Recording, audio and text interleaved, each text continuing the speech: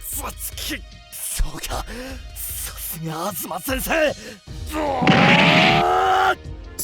すごいパワー。やめ。君には才能がある。よかったら下宿を借り、長野と往復生活で大道塾を学ぶといい。そして私の技を長野の人に伝えるといい。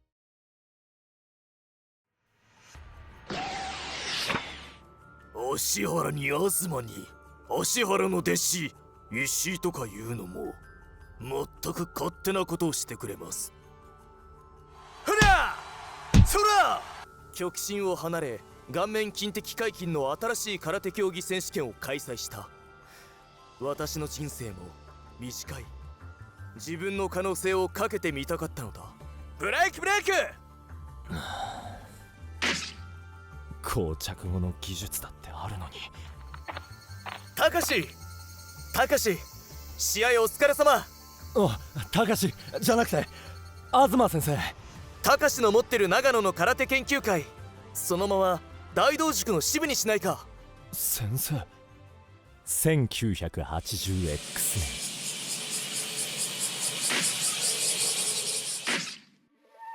日本の視聴者はあれ誰かに似ていると思ったかもしれない。そう、彼こそが猿渡哲也先生の漫画「タフ外伝宮沢聖子」のモデルなのである。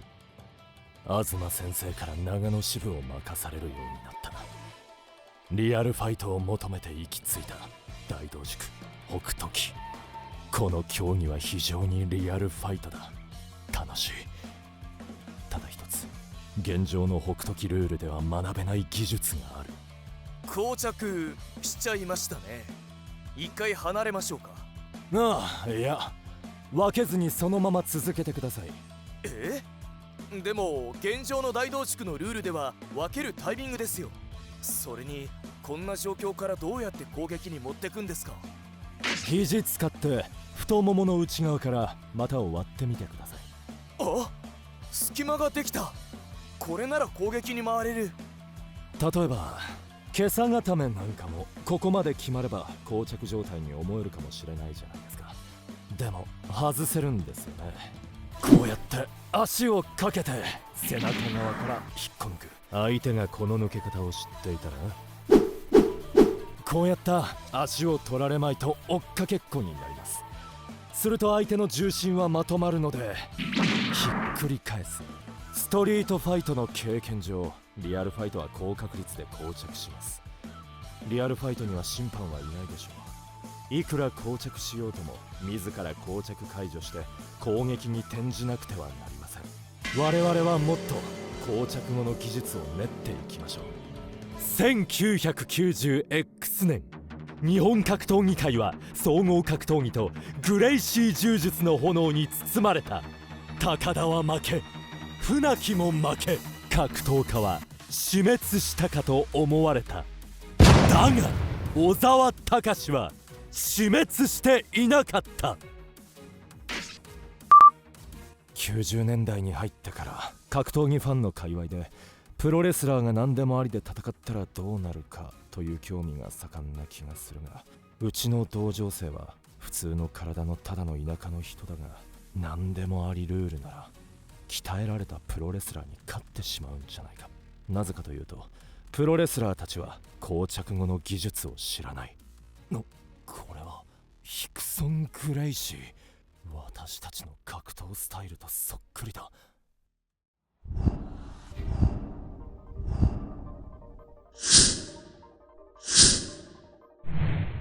修練進化。修練進化とは、複数の異なるグループの生物が同様の生態的地位についた時に、系統にかかわらず類似した形質を独立に獲得する現象である。まさか我々の空手とグレイシー柔術は格闘技界の修練進化だというのか。1990年代、グレイシー柔術や UFC を代表するように世界クラスで同時多発的に格闘技、総合格闘技化の動きがあった。一方の系統樹ではグローブ空手、後の K1 が発生する。佐竹強い、佐竹強い。グローブ空手出現により最強はキックかスーパーセーフかの論争が起こっている。はっきり言ってうちはアマチュア、競技が違う、それだけだ。だからほっときゃいいんだが、実戦空手を標榜する以上対面を保っておきたい。なあ、佐竹とかの東和杯と大同宿どっちが強いかな。東和杯に決まってんだろ。大同宿格闘空手格闘空手言うてるがヒクソンに勝てんのかな。無理。空手は総合に勝てるわけね。昨今の K1 グレイシー柔術ブームで我が大同宿の会員数に影響が。大山先生、極真空手は史上最強の格闘技です。君というか梶原君がそういうブランディングをしてきたんだから後に引けないんです、君。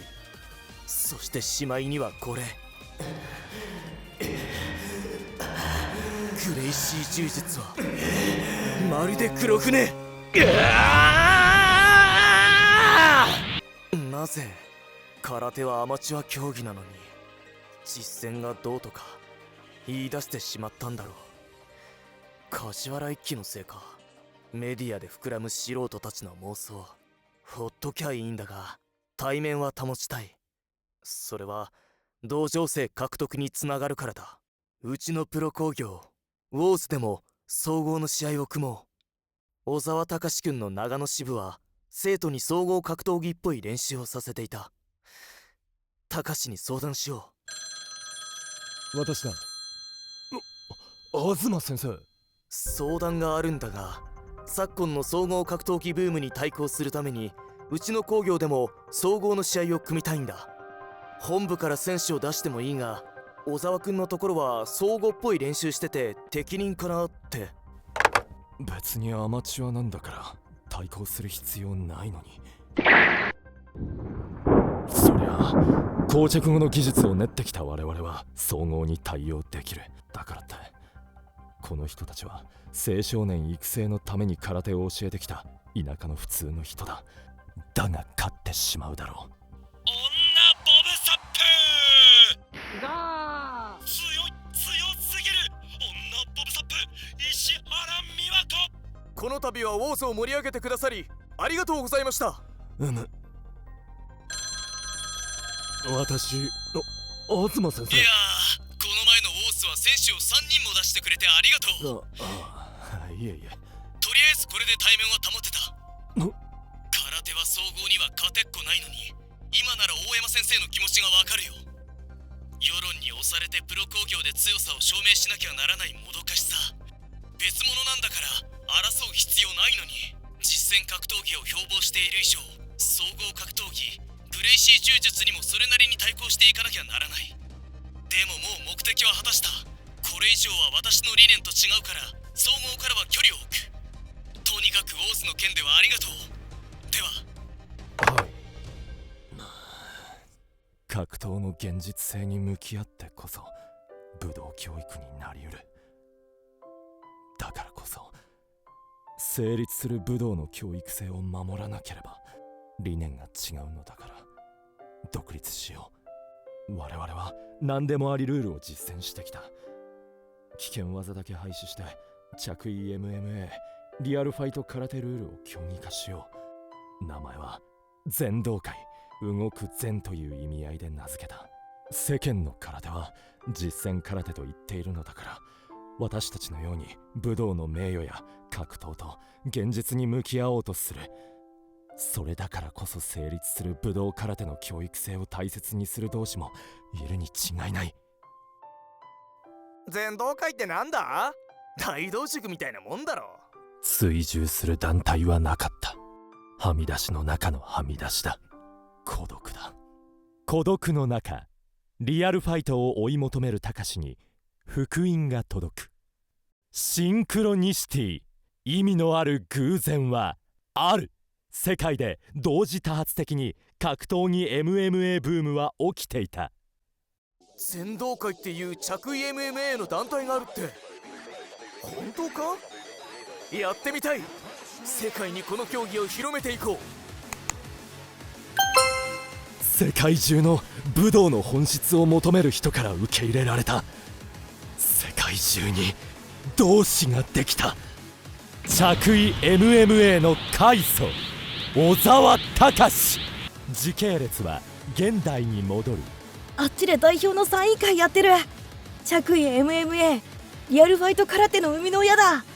こうして全道会はプロ格闘技団体にあまたの強者を輩出し、世界に着衣 MMA リアルファイト空手を普及する。物語は再び極真狩りの世界線へ戻る。ウクライナ戦争始まって2年半、ウクライナはまだまだ大変です。ご支援いただけますと幸いにございます。全道会ダニエラ基金は概要欄から。12月1日は東京都渋谷区に集まれ。東京国際 2024RF 武道空手道選手権大会開催します。詳しくは概要欄へ。